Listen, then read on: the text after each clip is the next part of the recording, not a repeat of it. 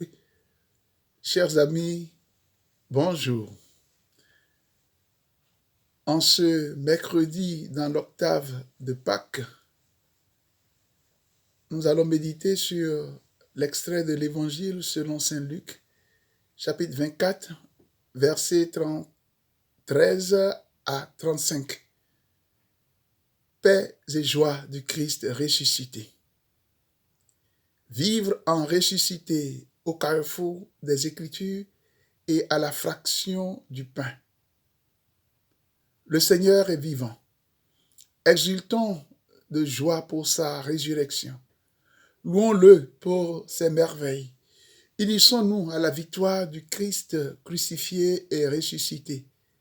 Il nous a libérés du péché et de la mort pour partager avec nous la vie éternelle. Il marche avec nous. Avec lui, nous sommes passés des ténèbres à son admirable lumière. Toutefois, à l'instar des disciples, quelque chose demeure.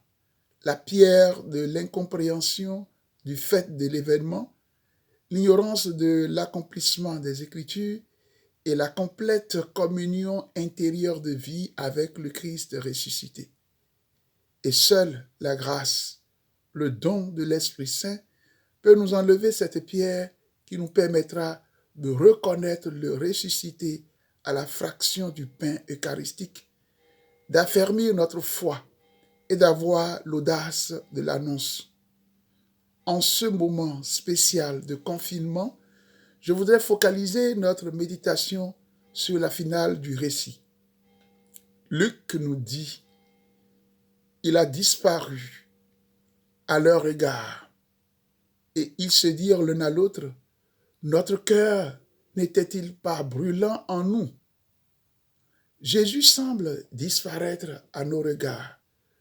Depuis que nous ne nous réunissions plus pour la célébration eucharistique en Église, de nombreuses occupations ou préoccupations meublent nos journées quotidiennes. Certains vivent dans l'incertitude, la peur, le doute et l'angoisse.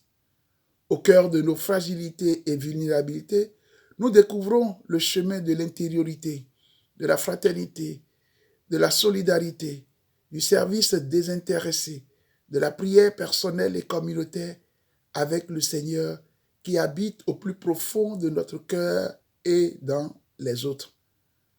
À ce sujet, l'expérience des disciples d'Emmaüs nous enseigne que Jésus peut disparaître, mais il demeure vivant dans notre cœur par sa discrète présence réconfortante.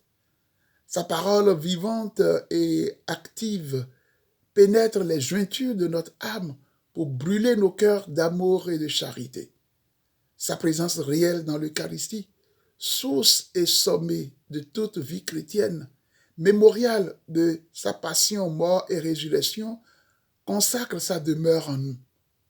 Nous y communions ces jours-ci avec grand désir et en élevant la coupe du salut à toutes vos intentions, nous sommes tout à tous.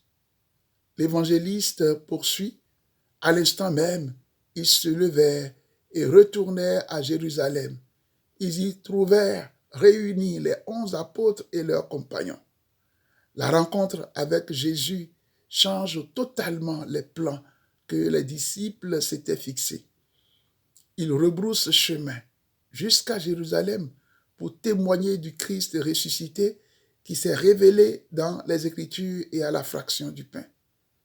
L'interprétation des Saintes Écritures, l'Eucharistie et la reconnaissance du ressuscité leur ont permis de rendre compte de la joyeuse espérance qui habite désormais en eux.